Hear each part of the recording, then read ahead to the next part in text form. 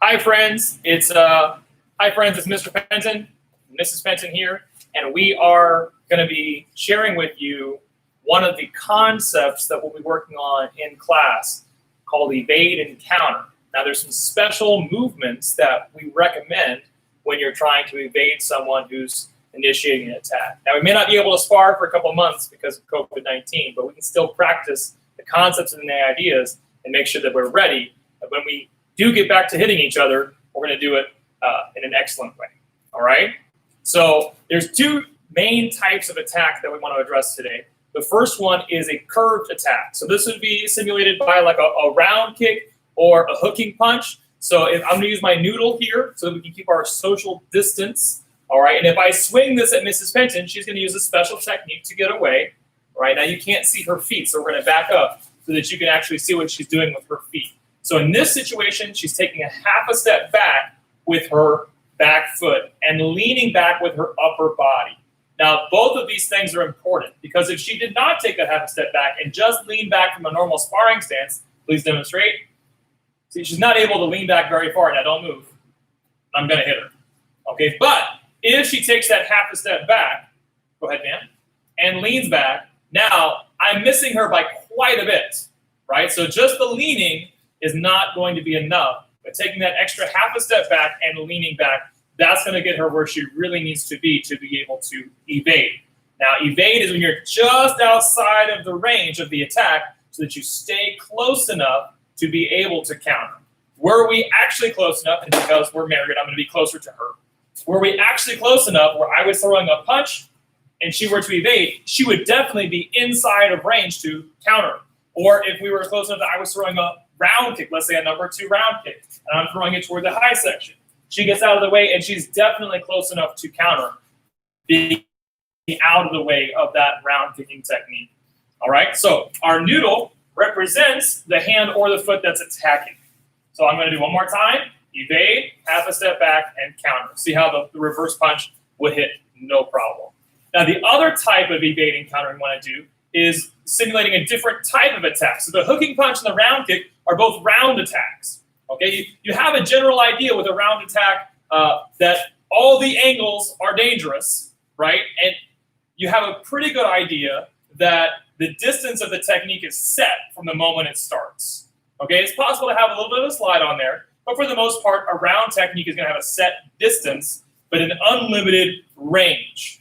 Okay, in terms of the angles around 180 degrees around me this way is going to be dangerous, right? This way, I still get kicked. Right, she's still getting hit if she moves side to side, but moving back is going to be safe. Now, if I'm doing a linear technique, like let's say a side kick, well, a side kick is a straight technique, so I'm coming straight at her. So now she knows the direction of the technique, but not the length necessarily. So if I'm coming in with like a replace the foot side kick, she might try moving back, but then it's going to be, that's okay. She might try moving back, but then I might still catch her because the length of the technique is unknown. However, we know that the range of the technique is going to be relatively small. So if she's able to get offline when I throw a side kick, now she's in a much better position to maybe round kick my head or move around to the other side and punch me, whatever feels good to her in the moment. Not warmed up. She's not warmed up today. Kung Fu may not be as good as later on. So if I attack this way, now that's going to simulate a straight technique. Okay, so she's going to be moving offline and reverse punching. So she's in her fighting stance, and we'll just watch that footwork. So all she's going to do is take a step offline, and now she's ready to reverse punch. Depending on your position, it might make sense here to do a hand technique or a kicking technique. Stepping offline, because you don't know how long the attack is not guaranteed that you're going to be in range for hands. You might have to use your legs on this one. That's fine. Either way. So you can alternate between like a reverse punch and a number 1 side kick. Either one is fantastic. So here we go. Moving offline. She's going to move offline and side kick. Moving offline. She moves offline. Now here, like a round kick would be a great choice, okay, in that situation. Offline, reverse punch. Offline, round kick, okay? So now I'm going to attack. I'm not going to tell her what I'm going to do, although if she's paying attention, my noodle will telegraph what is happening. So she evades and counters. evades, and counters, right? So she's got all these different tools now. So when I'm attacking, she's got to be paying attention now. Watch out. Here I come. Here I come. Okay. So she's going to be able to evade and counter, evade and counter. So just kind of still working on our sparring concept, even if we're not exactly able to hit each other in class. I hope this is helpful and gives you some ideas on how to improve your footwork and your options when you're sparring.